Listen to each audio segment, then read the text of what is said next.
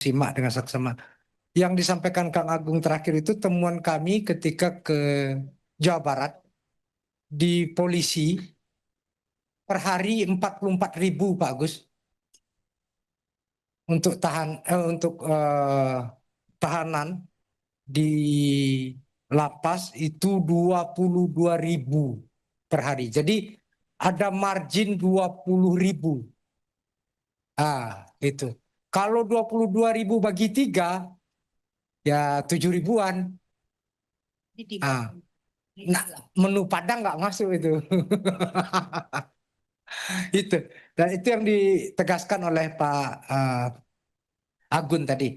Terakhir, nah ini tadi dari Gerindra langsung setuju.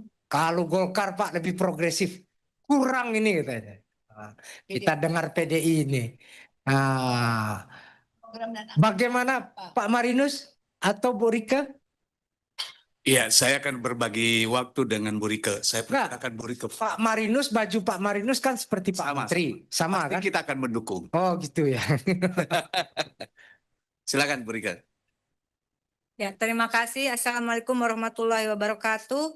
Salam sejahtera untuk kita semua. Om Swastiastu, Namo Buddhaya, salam kebajikan, Rahayu. Yang saya hormati pimpinan dan anggota Komisi 13 DPR RI, yang saya hormati Menteri Imigrasi dan Pemasyarakatan, Wakil Menteri, Sekretaris Jenderal dan seluruh jajaran. Terima kasih. Pertama-tama adalah kami berpandangan imigrasi dan pemasyarakatan adalah dua pilar penjaga kedaulatan dan keadilan suatu negara. Imigrasi adalah gerbang kedaulatan untuk menjaga siapa yang masuk, tinggal, berkontribusi melindungi bangsa dari ancaman luar. Pemasyarakatan adalah cermin peradaban, tidak hanya untuk menghukum, tetapi memulihkan dan mengembalikan warga binaan sebagai warga negara yang utuh dan produktif. Maka jika imigrasi adalah wajah negara di mata dunia, pemasyarakatan adalah nurani bangsa di dalam negeri. Indikator keberhasilan bagi imigrasi berhasil jika perbatasan aman, layanan cepat, warga negara terlindungi, hukum ditegakkan, negara terbuka untuk kontribusi positif dunia, dan kemudian pemasyarakatan berhasil jika lapas kosong, masyarakat aman, mantan warga binaan produktif. Dan untuk hal-hal yang saya sampaikan tadi, maka bagi kami anggaran yang diajukan terlalu sedikit. Ya.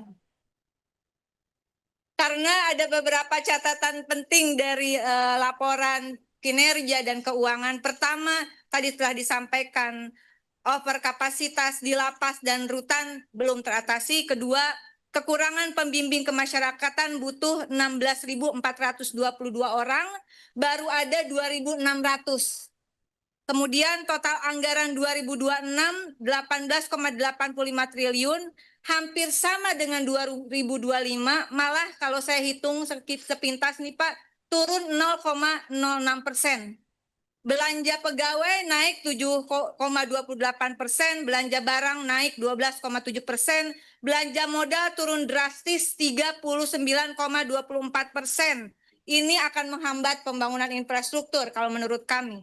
Kemudian ada alokasi khusus pembangunan mega prison 769,6 miliar dan ada anggaran untuk prioritas direktif Presiden. Kami menilai, kami mendukung ada tambahan anggaran tentu saja dengan cita-cita yang tadi kami sampaikan di awal. Namun dalam postur anggaran yang ada kesenjangan alokasi antar anggaran. Untuk dukungan manajemen, ini Kementerian Imigrasi dan Pemasyarakatan 13,07 triliun, 69% dari total anggaran.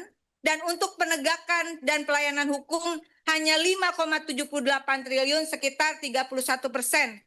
Kemudian ada persoalan target PNBP. Positif saja kalau bisa menambah anggaran, ini naik untuk 29,94% targetnya dari 6,57 triliun di 2025, target 8,53 triliun di 2026. Kami ingin mengingatkan jangan sampai target untuk penerimaan kenaikan PNBP ini akan mengganggu fokus pada pelayanan begitu.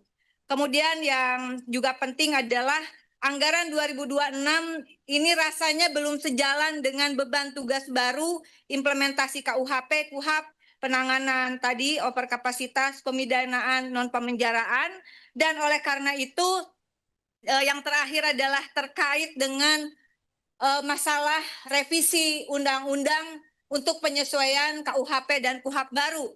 Undang-Undang Nomor 6 Tahun 2011 tentang keimigrasian, ini sepakat dengan Pak Agun tadi, perlu penyesuaian dengan KUHP dan KUHAP baru, harus ada sanksi administratif, pencegahan TPPO, pengaturan visa termasuk golden visa dan visa bisnis. Kedua, Undang-Undang 12 Tahun 1995 tentang pemasyarakatan. Sebelum reformasi, cepat Pak, cepat ini kita harus ngebut. Harus masuk akomodasi pidana non pemenjaraan, termasuk tentang kerja sosial, pengawasan, denda, memperkuat peran Bapas, sistem pembinaan berbasis komunitas, dan koordinasi dengan Pemda tadi, supaya Pemda juga memiliki tanggung jawab warga binaan setelah selesai itu, tanggung jawab Pemda juga penting. Kemudian yang terakhir juga adalah ini mohon segera dikomunikasikan dengan Kementerian HAM terkait revisi Undang-Undang Nomor 39 Tahun 1999, perlu diperkuat klausul khusus terkait perlindungan warga binaan dan pencari suaka bagi imigrasi.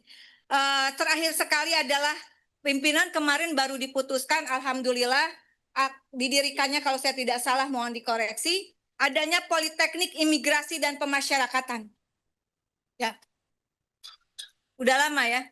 Nah, ini ujung tombak penyiapan SDM unggulan, reformasi sistem keimigrasian dan pemasyarakatan yang harus sesuai dengan tuntutan KUHP dan KUHAP baru serta arahan Presiden. Dengan beban tugas yang baru seperti ini, sekali lagi bagi kami mohon dukungannya dari pimpinan dan anggota dan besti-besti yang bertugas di anggaran untuk ikut memperjuangkan peningkatan alokasi anggaran untuk Kementerian Imigrasi dan Pemasyarakatan, dan kami minta ada roadmap dari Kementerian Imigrasi dan Pemasyarakatan untuk alokasi anggaran yang tepat sasaran. Terima kasih. Wallahul muwaffiq ila aqwamit thoriq. Wassalamualaikum warahmatullahi wabarakatuh.